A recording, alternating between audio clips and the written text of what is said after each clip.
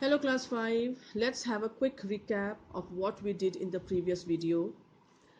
We had started with the poem The Plaint of the Camel, that is a poem based on the complaint that a camel is making, and we had done the first two stanzas of the poem. In the first stanza, the camel is complaining about the food that it is given. It complains that when people keep animals like birds or dogs, they give them food which is best suited for them, which is easy for their pets to digest. But when it comes to a camel, because camel has strong digestion, people do not give any particular attention to the food that they give to a camel. Okay. In the second stanza, the camel is complaining about the resting place. It complains that when people keep animals like cats, chickens, puppies, these animals are given a proper place to rest. Whereas for a camel, no such particular place is provided.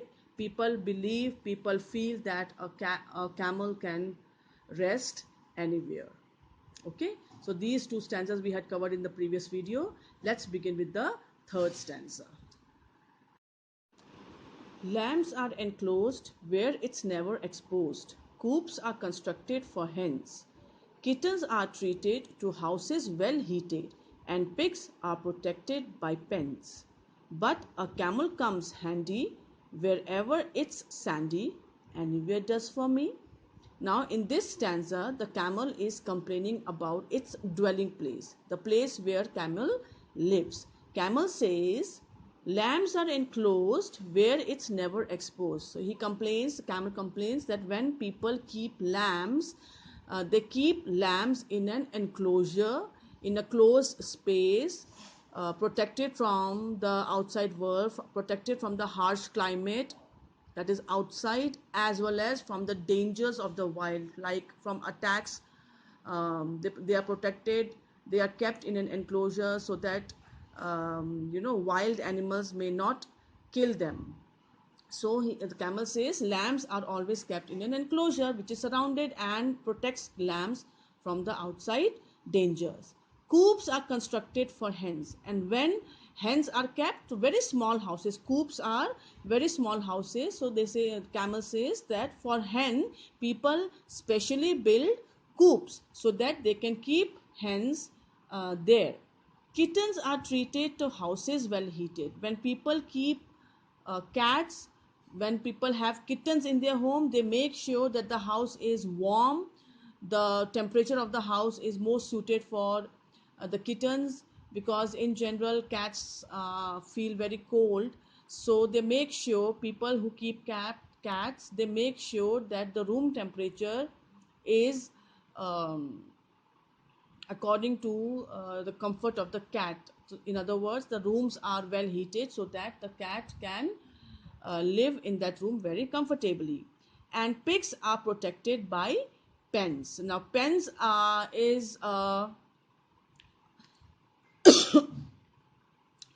is a place where sheep are kept. So the camel says when people keep pigs, they keep them in a pen. But a camel comes handy wherever it's sandy. Anywhere does for me. But when it comes to camel, no such proper or a specific dwelling place, living place is given to a camel. Wherever there is sand, people feel that a camel can live anywhere wherever it is sandy.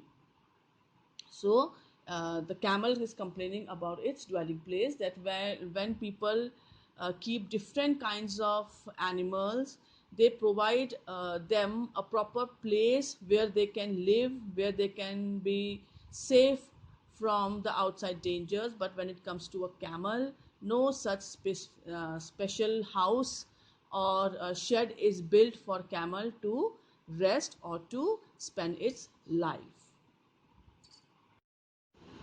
People would laugh if you rode a giraffe or mounted the back of an ox. It's nobody's habit to ride on a rabbit or try to bestraddle a fox. But as for a camel, he's ridden by families. Any load does for me. In the fourth stanza, the camel complains about people riding on its back. The camel says that nobody has ever ridden a giraffe or mounted the back of an ox. If they do so, they will be laughed at. Why? Because the structure of giraffe makes or an ox makes it very difficult for people to ride on them. They both have got a slopy back, so if people tried riding them or tried mounting on them, it would be a very hilarious scene.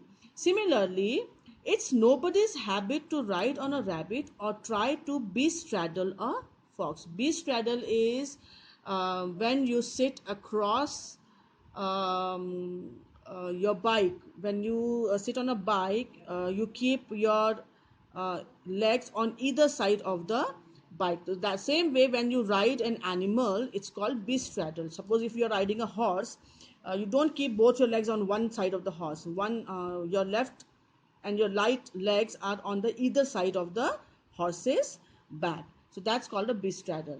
So the camel complains that nobody has ever tried riding a rabbit or a fox. Why? Obviously, because both of these animals are not capable of bearing a person's weight. But as for a camel, he is ridden by families, any load does for me. But when it comes to camel, not one, not two, but sometimes the entire family, all the members of the family ride on its back. So the camel complains that when it comes to other animals, people think twice before trying to ride on them. But when it comes to camel, they believe that since camel is a strong built animal, it can bear the load of people. So many times more than one person ride on its back.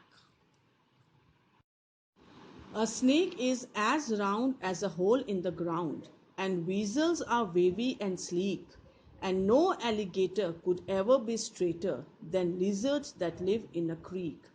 But a camel's all lumpy and bumpy and humpy. Any shape does for me. In the last stanza, the camel is complaining about its looks, about its body structure. The camel says that a snake is as round as a hole in the ground. The camel says that the shape of a snake is like a hole in the ground. It is round as the hole. And weasels are wavy and sleek. You can see in your book there's a picture of a weasel. Weasel is a very small animal. It has got a furry coat, it has got short legs and long tails. It's a very cunning predator, and it lives in burrows. Burrows are deep underground holes. Okay, so the camel says that a weasel has got a sleek and a slender body, and it's wavy, but it's sleek and slender. And no alligator could ever be straighter than lizards that live in a creek. Now, alligator is another form of crocodile. Crocodile, you all know, it has got a short and a broad mouth, whereas an alligator has got a long and a narrow mouth. The snout portion of that alligator is long and narrow. Creek, creek picture is given in your book. Creek is uh, a narrow, shallow river which flows through the forest. Okay, so that's a creek. So the camel says that the alligator's body is straight. It cannot be straighter than what it is. It is as straight as the lizards that live in the creek. But a camel's all lumpy and bumpy and humpy. Any shape does for me. But when it comes to camel's body shape, the camel's body is full of lumps and bumps and humps. Even if you look at a camel's face, you can see that there is no evenness on its face. When it comes to the back portion, the back of the camel has got a hump.